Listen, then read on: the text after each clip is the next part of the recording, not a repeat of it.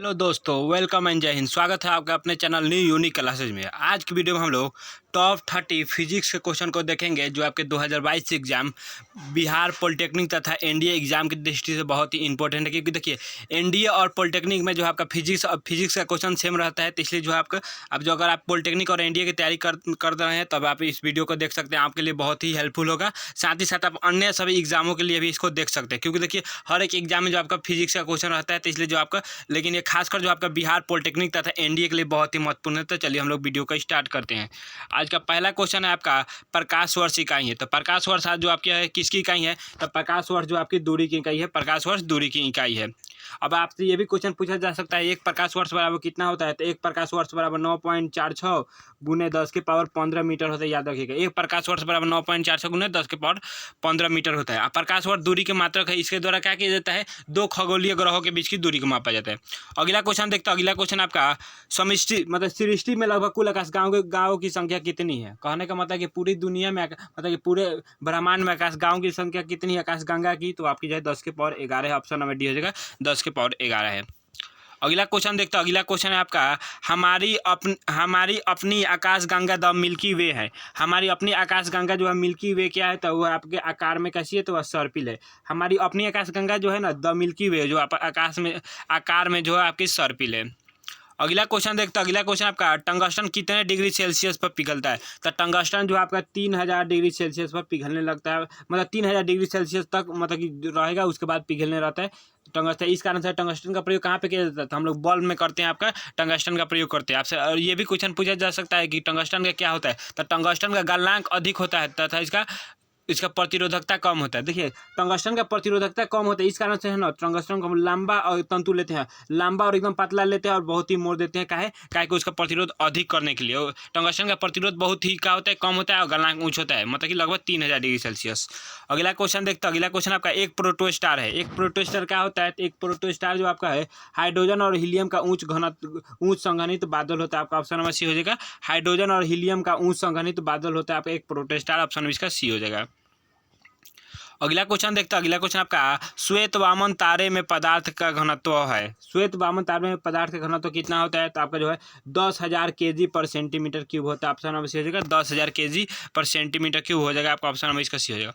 अगला क्वेश्चन देखते हैं। अगला क्वेश्चन आपका निम्नलिखित ग्रहों में से किसका अधिकतम तापमान होता है? कौन ऐसा ग्रह है जिसका अधिकतम तापमान होता है? तो आप लोग जानते हैं कि बुध ग्रह का तापमान सबसे अधिक होता है। क्यों? क्योंकि जो है पृथ्वी से बहुत ही निकट है, इस कारण से बुध ग्रह का तापमान सबसे अधिक होता है। अगर यहाँ से ये भी आपसे क्वेश्चन पूछा जा सकता है कि सबसे बड़ा ग्रह कौन है? तो बृहस्पति जो आपका सबसे बड़ा ग्रह है। और यहाँ से ये भी क्वेश्चन पूछा जा सकता है था कौन ऐसा ग्रह है जिसका कोई उपग्रह नहीं है? तो आपका जो बुध और शुक्र ग्रह होता है जिसका कोई उपग्रह नहीं होता है। ठीक है। और यहाँ से क्या था किसका तापमान सबसे अधिक होगा? तो आपका जो बुध का हो जाएगा।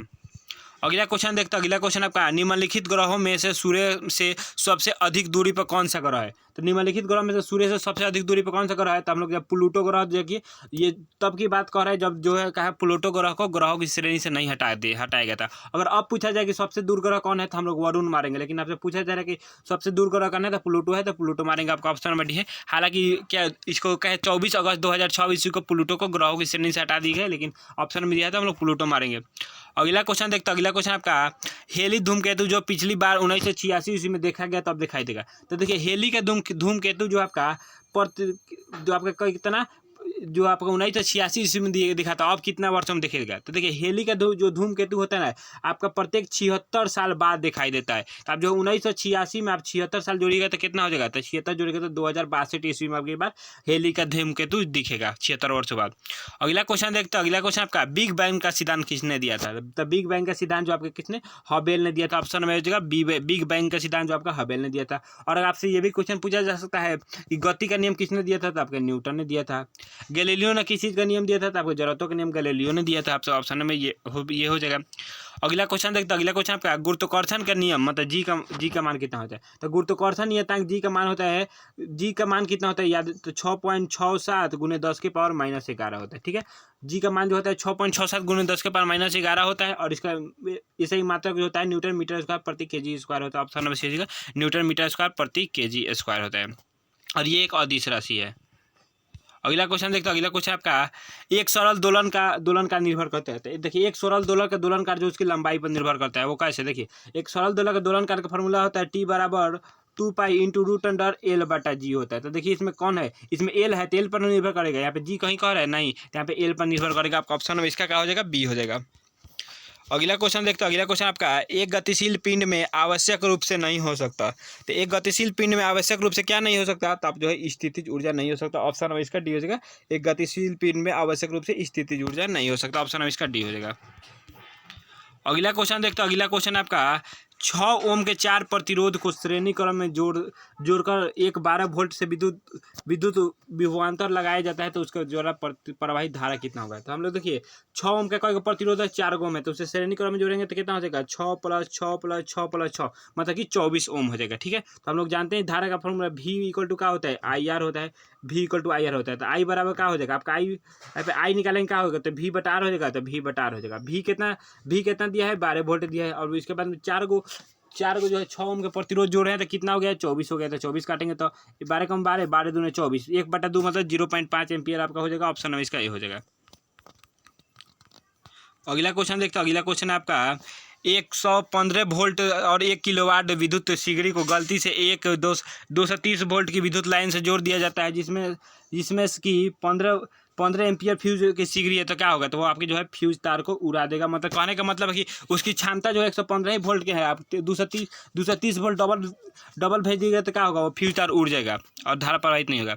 अगला क्वेश्चन देखते हो। अगला क्वेश्चन आपका एक निश्चित तार का प्रतिरोध R है और एक दूसरे तार का प्रतिरोध जो पहले तार के प्रतिरोध के समान है, केवल उसका व्यास पहले के व्यास से क्या होगा, तो उसका R/4 हो जाएगा। ऑप्शन में ये हो जाएगा, R/4 हो जाएगा।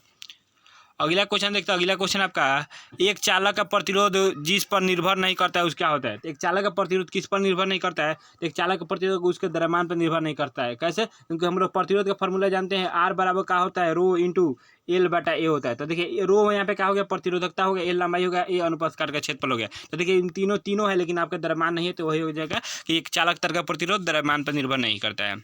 अगला क्वेश्चन देखते हैं। अगला क्वेश्चन आपका 1.1 वोल्ट विद्युत वाहक बल का एक सेल 10 ओम वाले प्रतिरोध 10 ओम प्रतिरोध के चालक तार से 1.1 की धारा भेज रहा है तो उसका आंतरिक प्रतिरोध कितना होगा, तो इसका आंतरिक प्रतिरोध आपका 1 ओम हो जाएगा। आपका इसमें से घटा लीजिए 1 ओम आ जाएगा।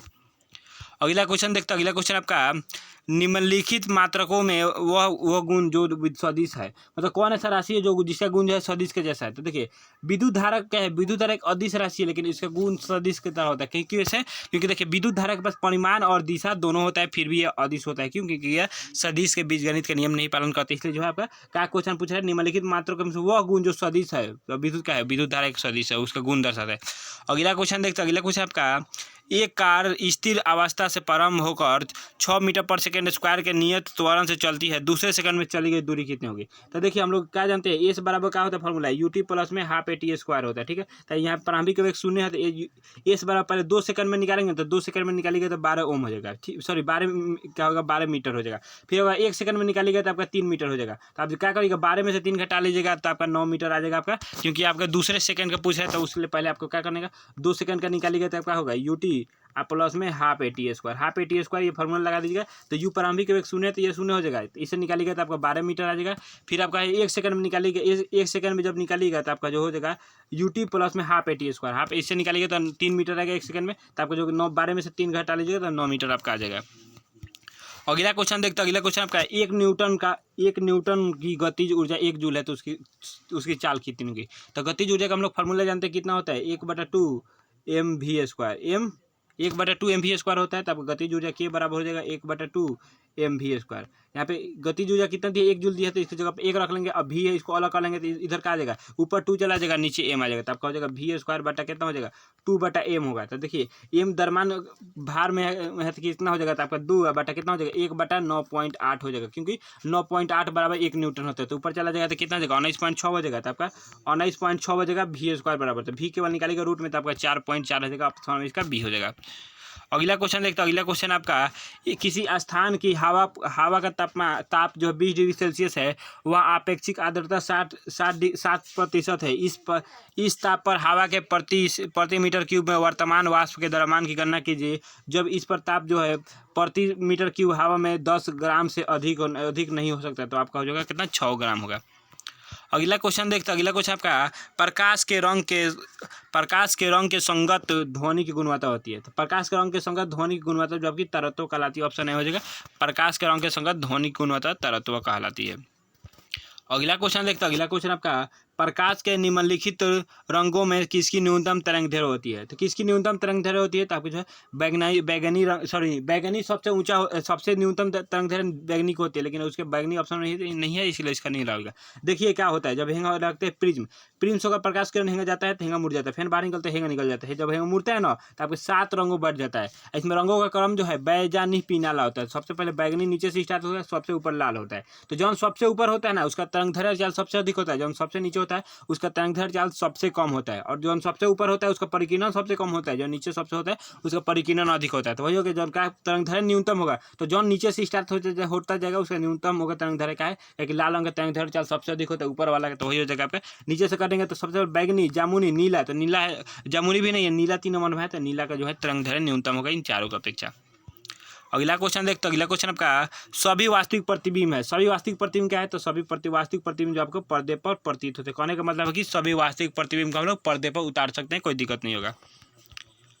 अगला क्वेश्चन देखते हैं। अगला क्वेश्चन आपका जब ध्वनि एक माध्यम से दूसरे माध्यम में गुजरती है तब वह मात्रा जो अपरिवर्तित रहती क्या होती है। तो देखिए, जब ध्वनि जो है एक माध्यम से दूसरे माध्यम गुजरती है ना तो उसकी आवृत्ति जो है अपरिवर्तित रहती है। ऑप्शन में इसका बी हो जाएगा। अगला क्वेश्चन देखते हैं। अगला क्वेश्चन आपका एक अभिसारी लेंस की फोकस दूरी से दूर तक की एक वस्तु प्रतिबिंब हमेशा बनता है। कहने का मतलब एक अभिसारी लेंस मतलब क्या हो गया आपका, अभिसारी लेंस मतलब होगा उत्तल लेंस। ठीक है, ऐसे क्या करे वस्तु दूर की वस्तु क्या होगा, तो कहने का मतलब अभिसारी लेंस की फोकस दूरी, अभिसारी लेंस हो क्या, फोकस दूरी है, फोकस दूरी के आगे कभी भी वस्तु रखिएगा तो उसका प्रतिबिंब हमेशा वास्तविक बनेगा। अब वास्तविक बनेगा मतलब उल्टा होगा, आपका ऑप्शन नंबर डी हो जाएगा, हमेशा उल्टा ही होगा। अगला क्वेश्चन देखते हैं। अगला क्वेश्चन है आपका एक अवतल दर्पण सीधा प्रतिबिंब तब बनाएगा जब वस्तु हो गई। तो देखिए आपका ये होता है, कौन सा दर्पण होता है, अवतल दर्पण होगा, यहाँ से होगा और यहाँ पे होगा फोकस होगा। तो देखिए अवतल दर्पण द्वारा हम लोग जानते हैं कि अगर और वस्तु जब फोकस से दूरी पर होगा तो हमेशा उसका प्रतिबिंब वास्तविक बनेगा, लेकिन अगर फोकस से कम होगा तो उसका प्रतिबिंब कैसा बनेगा, तो आपका जो काल्पनिक बनेगा। तो वही कर आपका कब प्रतिबिंब जो है आपका सीधा बनेगा मतलब काल्पनिक बनेगा जब फोकस से कम होगा। ऑप्शन नंबर इसका बी तभी होगा। अगला क्वेश्चन देखते हैं। अगला क्वेश्चन आपका सेकेंड लोलक का दोलनकाल कितना होता है। तो सेकेंड लोलक का दोलनकाल जो आपका कितना होता है, 2 सेकेंड होता है। ऑप्शन डी का सेकेंड लोलक का दोलनकाल 2 सेकेंड होता है। अगला क्वेश्चन देखते हैं। अगला क्वेश्चन आपका एक धनात्मक और एक ऋणात्मक 2 आवेश परम में 2 सेंटीमीटर दूर है और उन्हें तब तक दूर किया जाता है जब तक कि उनके बीच की दूरी 6 सेंटीमीटर नहीं हो जाती। तो उनके बीच बल लगाकर कितना हो जाएगा, तो उसके बीच बल लगाकर 1/9 हो जाएगा। तो दोस्तों कैसा लगा वीडियो में कमेंट में जरूर बताएं। अगर आप पहली बार हमारे चैनल पर विजिट किए हैं तो चैनल को सब्सक्राइब कर लीजिएगा और बेल आइकन भी दबा लीजिएगा ताकि आने वाले वीडियो का नोटिफिकेशन आपको मिलता रहे, और अपने दोस्तों के पास भी शेयर करिएगा ताकि वो भी जो है बिहार पॉलिटेक्निक तथा एनडीए की तैयारी अच्छे से करते रहे। आज के वीडियो में बस इतना ही।